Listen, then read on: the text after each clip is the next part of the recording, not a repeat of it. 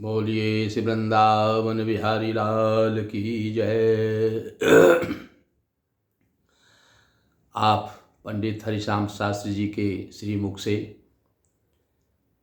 बैसाख महिमा को श्रवण कर रहे हैं कि बैसाख के महीने में स्नान दान करने का क्या फल होता है। बैसाख के महीने में यज्ञ तप दान करने से सब मनोरथों की पूर्ति होती है। प्रातःकाल ब्रह्म मुहूर्त में स्नान करके यज्ञ दान तप करने से सभी कार्य संपन्न होते हैं। आपने श्रवण किया था कल कि किस प्रकार से दक्ष का यज्ञ संपन्न हुआ। इसके पश्चात भगवान शिव जी ने ब्रह्मचर्य व्रत धारण कर लिया, क्योंकि सती तो भस्म हो गई थी, दक्ष का यज्ञ भी संपन्न हो गया था, तो उन्होंने ब्रह्मचर्य व्रत को धारण कर लिया। गंगा के तट पर एक पुन्नाग वृक्ष के नीचे तप करने लगे। दक्ष की पुत्री पतिव्रता सती ने राजा हिमाचल के घर जन्म लिया। उसकी स्त्री मेनका के गर्भ से ये पार्वती के रूप में प्रकट हुई तथा वहीं पर उनका लालन पालन होने लगा।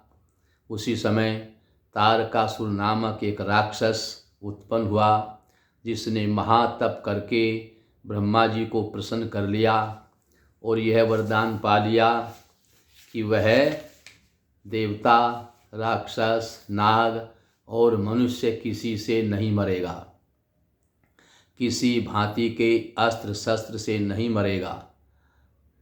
परंतु ब्रह्मा जी ने कहा कि मृत्यु तो होनी निश्चित है।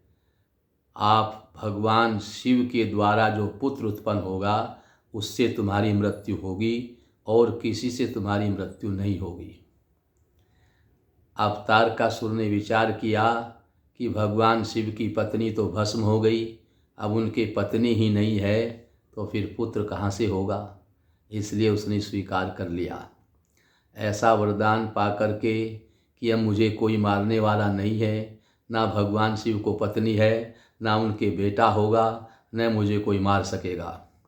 उसने सबको दुख देना प्रारंभ कर दिया। देवताओं को अपना दास बना लिया और देवांगनाओं को अपनी दासी बना लिया। इस प्रकार से वो देवताओं को अत्यंत दुख देने लगा। ब्रह्मा जी के पास में सभी देवता लोग गए, उन्होंने अपना दुखड़ा सुनाया।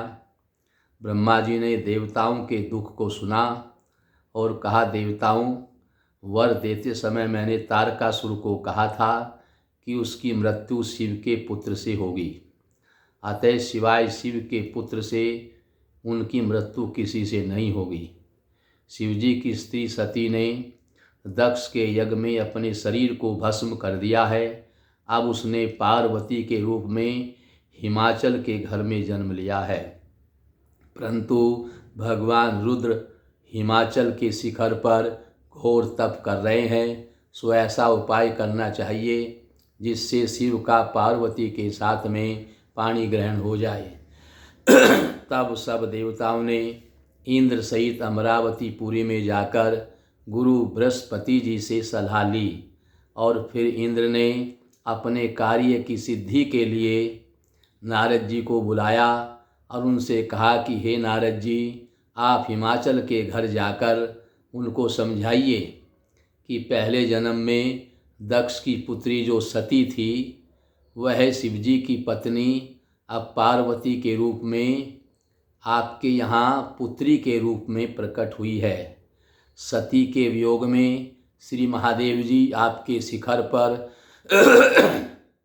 तपस्या कर रहे हैं, इसलिए तुम जाकर के भगवान शिव की सेवा करो, जिससे उनसे जाकर के ये अनुरोध करो कि आप मेरी कन्या के साथ में विवाह करो और आप अपनी कन्या का विवाह, पार्वती का विवाह शिवजी के साथ में कर दो, जिससे वह जाकर उनकी सेवा कर सके, वह उसके पति होंगे।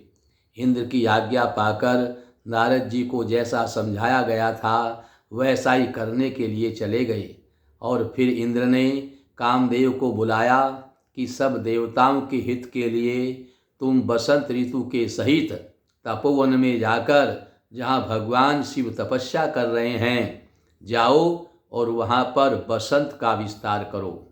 और जब पार्वती जी वहाँ पहुँच जाएं, तब धनुष चढ़ाकर ऐसा बाण मारो कि शिव जी पार्वती पर मोहित हो जाएं। उनका संगम होने पर सब कार्य अवश्य पूरे हो जाएंगे। कामदेव ने ऐसी आज्ञा पाकर रति को साथ लेकर तपोवन में बसंत ऋतु का प्रसार किया। उस समय श्री महादेव जी के पास उनकी सेवा के लिए पार्वती जी बैठी हुई थी कि तभी कामदेव पीछे की तरफ से वृक्ष की ओट में होकर शिव को उन्होंने बाण मारा तो शिव जी का मन चलायमान हो गया। कामदेव दूसरा बाण चलाने ही वाला था कि शिव को यह विचार उत्पन्न हुआ कि उनके मन को जो चंचल किया गया है, मेरा मन तो कभी ऐसे चंचल नहीं होता, इसका कोई न कोई कारण होगा। तो क्या कारण है, ये उन्होंने जानने के लिए चारों ओर देखा। जब चारों ओर देखा तो शिव जी को कामदेव दिखाई दिया। जब कामदेव शिव जी को दिखाई दिया, उन्होंने जांच लिया कि कामदेव ने मेरे मन को चलायमान किया है, तो भगवान शिव को बड़ा भारी क्रोध आ गया। क्रोध आया तो उनका, जब भगवान शिव को क्रोध आता है तो उनका तीसरा नेत्र खुल जाता है जो उनके मस्तक में है। तो भगवान शिव का क्रोध के कारण तीसरा नेत्र खुल गया और उस नेत्र की अग्नि से कामदेव जल करके भस्म हो गया। सब देवता कार्य की सिद्धि के लिए समझ गए कि हमारा कार्य हो गया है और वो बड़े प्रसन्न हो गए कि शिव जी पार्वती पर मोहित हो गए हैं, अब वो विवाह करेंगे, उनसे पुत्र होगा और हमारा कार्य बन जाएगा। ये जान करके बड़े प्रसन्न हुए सभी देवता। स्त्री की निकटता दूर करने के लिए महादेव जी भी अंतर ध्यान हो गए। जगत के हित को सिद्ध करने वाले देवताओं का कार्य अब सफल कैसे हो। बड़े घबराए कि वो तो अंतर ध्यान हो गए, स्त्री के पास में है ही नहीं, तो फिर हमारा कार्य कैसे सफल होगा। किंतु उल्टा अनर्थ हुआ। जो कोई साधुओं से दुष्टता करता है उसके साथ ऐसा ही होता है। भगवान शिव के साथ में देवताओं ने दुष्टता की तो भगवान शिव अंतर ध्यान हो गए और उनको सब समझ में आ गया कि मेरे साथ देवता क्या कर रहे हैं, और विवाह की इच्छा उनको बिल्कुल अब नहीं हो रही है। इसलिए देवताओं के साथ में उल्टा हुआ। इसी प्रकार श्रुतदेव राजा ऋषि कह रहे हैं राजा से कि उन्हें सवाल किया था कि उसने ऐसा पाप किया नहीं, फिर उनको ये योनि क्यों मिली।